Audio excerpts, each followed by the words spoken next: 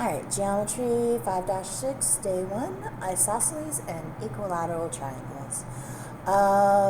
We are going to work on isosceles triangles today and equilaterals tomorrow in day 2. We are doing these triangles in isolation, so you may be like, oh, why are we doing some of these steps? Because it's obvious what these things are.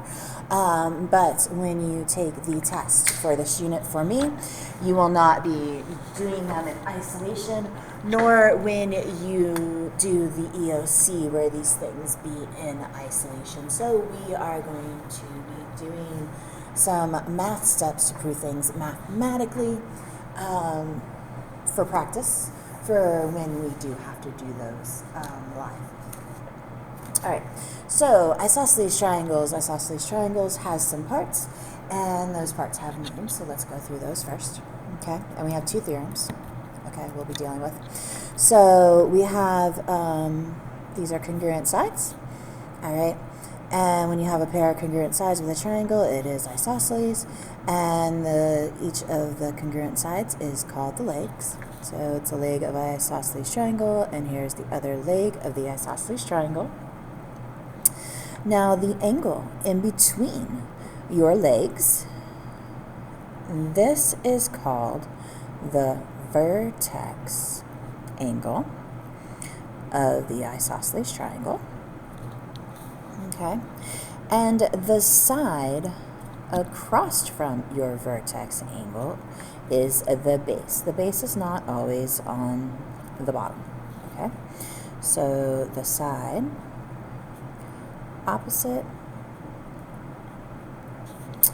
of the vertex equals the base. All right, so with isosceles triangles, you have 2 legs. Between the legs, you have the vertex angle, and across from the vertex angle, you have the base. So in class, we did together this other triangle. So this other triangle shows that you have 2 angles that are congruent, which is what those little semicircles with angle 1 and angle 2 mean. And if you have the angles that are congruent, that means that the sides also must be congruent, which makes this again an isosceles triangle. So we have our leg, and side FE is also the leg.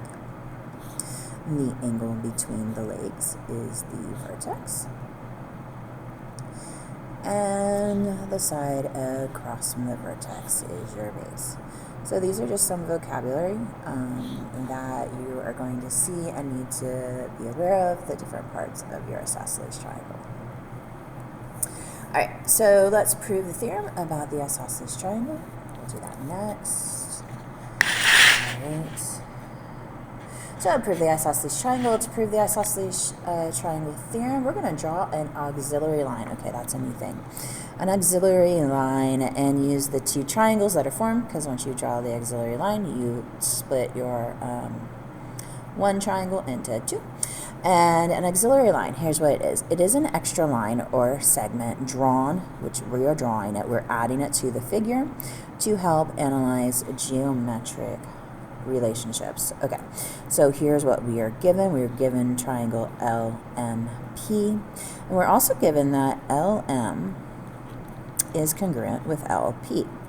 So we have 2 sides that are congruent, so we know that this is an isosceles triangle. Now we drew an auxiliary line. Now the auxiliary line goes from your vertex to your midpoint. So that makes in your midpoint. And what do we know about midpoints?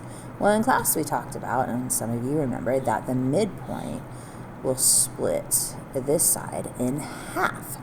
So you will get MN is congruent to NP. And what it's wanting us to prove, and what we will prove here shortly, is that angle M and angle P are congruent. Okay, so let's see. Let's look through here.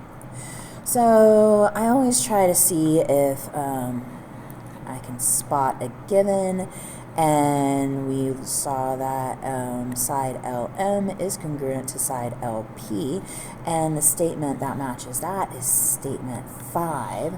So therefore the reason for 5 is given, because remember, you don't have to do these in order. All right. Now, that auxiliary line we drew is part of triangle LMN, and it's part of triangle LNP. All right, so this same line is part of both triangles.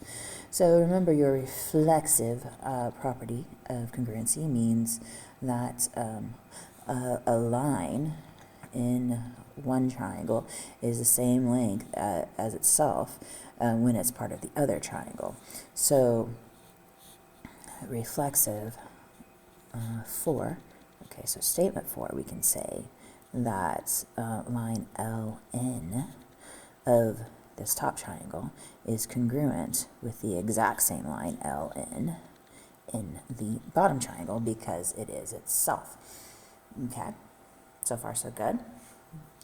All right, so let's read through our first couple and we'll come up with a reason for 3. All right, so it says let N be the midpoint. Yep, because when you draw an auxiliary line from the vertex straight across, you make that your midpoint. Got it. Every segment has exactly one midpoint. Yep, you can find one midpoint of any line segment. Draw an auxiliary line. Did that. Okay, 2 points. Determine you must have 2 points for a line.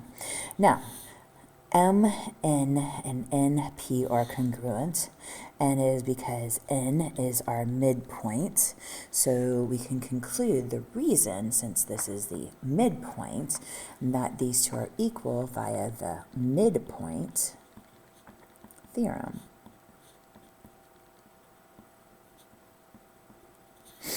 Now, CPCTC, this has come up a couple times. It came up in an assignment, and we originally had it in our notes, I think it was like 5-2, and now this is 5-6, day 1, and it's in our notes again, and it's been in an assignment. And so some of us were not remembering, the majority of us were not remembering what CPCTC, the acronym, stands for. So we rewrote it today. So CPCTC. Okay, here's what it stands for. Corresponding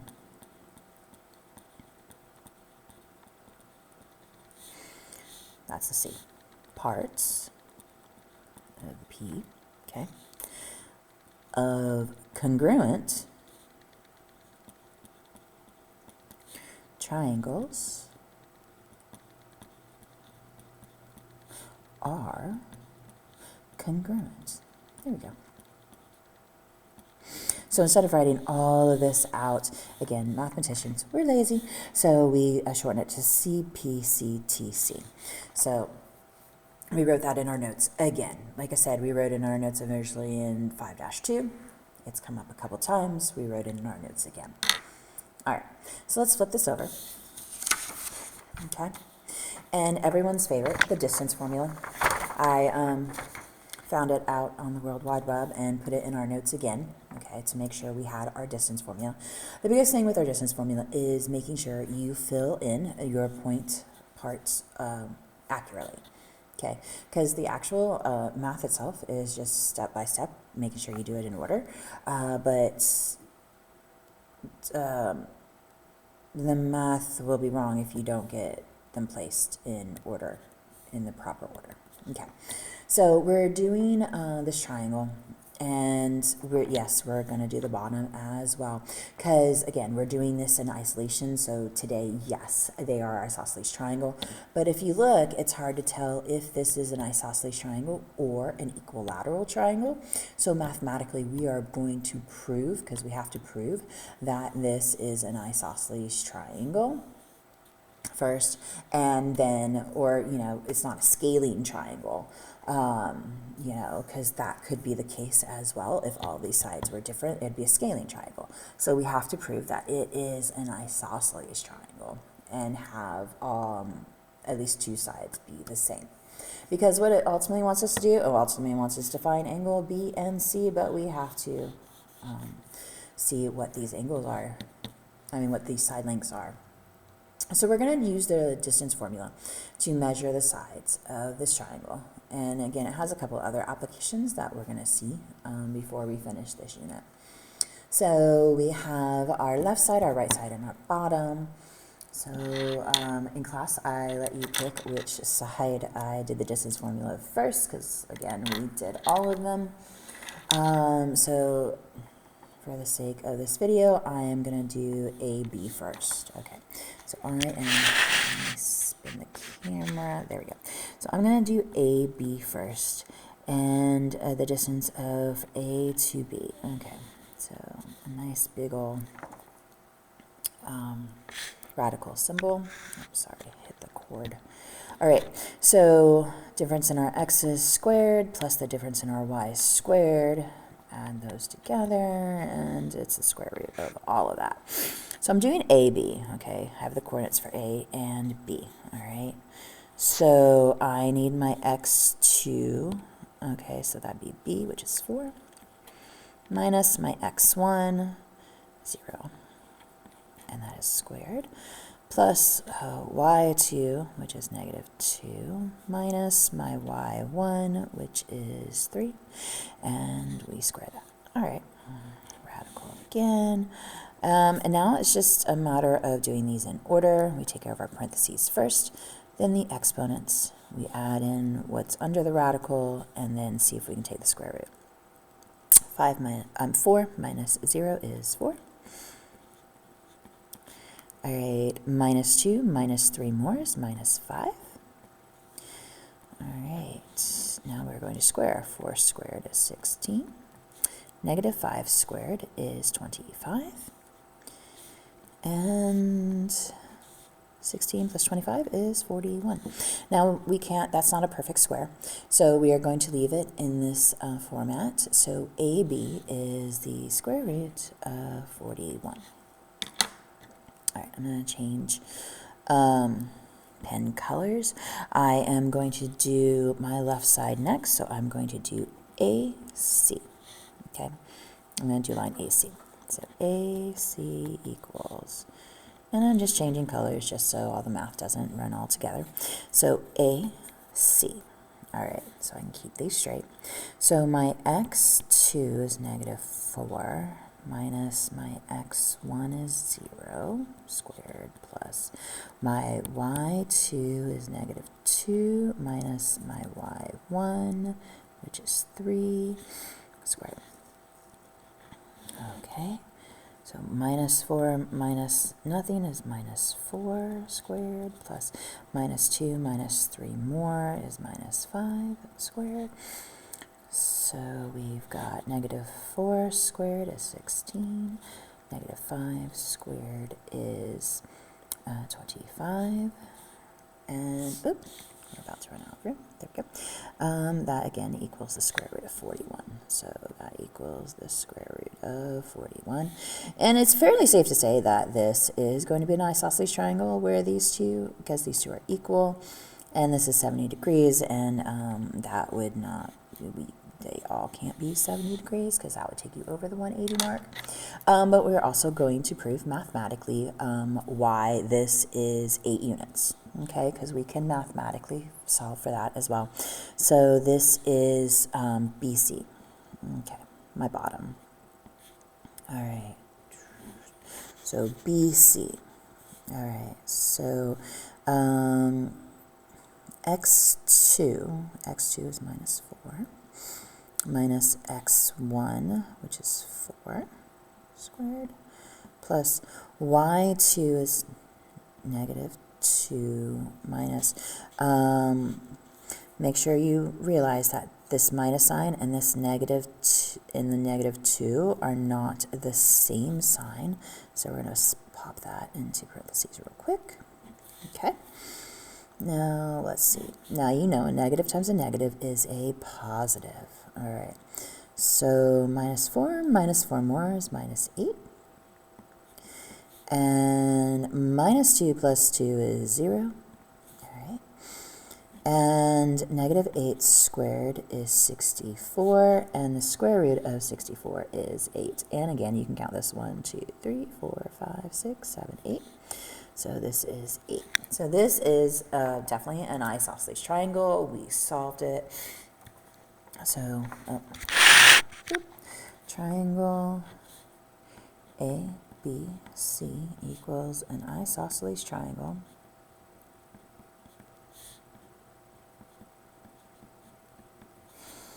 And because angle side AB is congruent with side AC. All right. Now, so we know side AB is congruent with side AC because of that. All right. Because of that, then that means that angle C and angle B are congruent by the isosceles triangle theorem. Okay, so we used our distance formula again, had a little proofing down here, and now let's go back. What was our main point? The measure of angle B and the measure of angle C. We have the measure of angle A is 70. Okay, so every triangle on Earth is 180 degrees, and we know angle A is 70 degrees. So that leaves us with 110 degrees for this triangle. And we have two angles we're trying to find. This is isosceles, so those two angles are equal to each other. So we can simply split that 110 remaining in half. And that gives me 55 degrees. So our original question, the measure of angle B equals 55 degrees. And the measure of angle C is 55 degrees. All right, so y'all started this assignment, so make sure you get this assignment finished up and turned in. Good luck.